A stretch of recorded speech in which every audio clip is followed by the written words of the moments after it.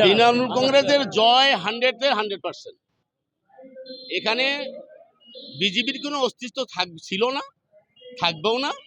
এখানে জিতবে আনন্দদা জিতবে এবং ব্যাপক ভোটে জিতবে, যে ভোটের কোনো সংকল্পনা নেই, কল্পনা করতে পারছি না যে কত ভোটে আনন্দদা জিতবে। কারণ একটু বাধা ছিল, সামান্য একটু বাধা ছিল, সে বাধাটা আগামী দিন কেটে গেছে।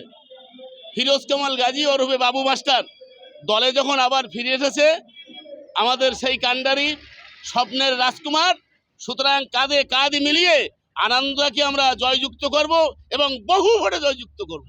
যার তুলনা এই 100 কেন আগে একটু এখানে ভাঙন ছিল, বাবু মাস্টার জয়েন দেওয়ার পরে সেই ভাঙনটাই কেটে গেছে। সবই মিলেমিশে একসঙ্গেই দলপার্টিটা করতে হবে। আর উন্নয়নের কথা তো বলে ফুরোনোই যাবে না, কেন মমতা দিদি যা উন্নয়ন করেছে বাম জামানায় 34 বছরে তার শিকি অর্ধেক হয়নি, 15 বছরে যা দেখিয়ে দিয়েছে। 2021 না 2026 কোনটা কঠিন মনে হচ্ছে? 2026-21 কোনো কঠিন বলে কিছু মনে হচ্ছে না আমাদের কাছে, কোনো কঠিনই না।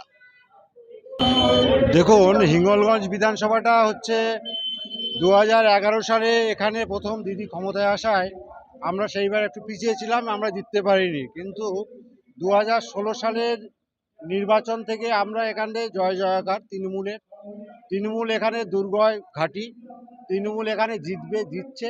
এখানে কোনো শক্তি, কোনো প্রলোভন এখানে কাজ করতে পারবে না। আজকে মিটিং থেকে কি বার্তা পেলেন? আজকের মিটিং থেকে আমরা এটাই বার্তা দিতে চাই যে আমাদের দলের মধ্যে যা মনোমালিন্য ছিল সেটা সব মিলিয়ে নিয়ে আজকে আমাদের সবার একটা চাওয়া পাওয়া ছিল, যেটা হচ্ছে বাবু মাস্টার মহাশয়। কিন্তু বাবু মাস্টার মহাশয় আজকে দলে ঢোকার পর থেকে হিঙ্গলগঞ্জ বিধানসভায় এখনকার যা বর্তমান পরিস্থিতি, জিত তো ছিল, তারপরেও এখন আমরা অন্তত 50,000 ভোটে জিততে পারবো, এই চিন্তাভাবনা আমাদের মাথায় এবং এই টার্গেট নিয়ে আমরা এগিয়ে যাচ্ছি। বাবু মাস্টারের জয়েনিং এর ফলে তৃণমূল কংগ্রেস হিঙ্গলগঞ্জে কতটা শক্তিশালী হবে? শক্তিশালী তৃণমূল কংগ্রেস হিঙ্গলগঞ্জ বিধানসভায় খুব শক্তিশালী, কিন্তু বাবু মাস্টার না থাকায় একটা মানে গ্যাপ তৈরি হচ্ছিল, যে গ্যাপটা এখন মানে পরিষ্কার হয়ে গেছে সবার কাছে এবং মানুষ খুব উৎফুল্লভাবে আগামী দিনে এই দলের যাতে আরও লিড বেশি হয় সেই চেষ্টা করছে এবং সেটা জয়ের ব্যাপারে তো আমরা নিশ্চিত।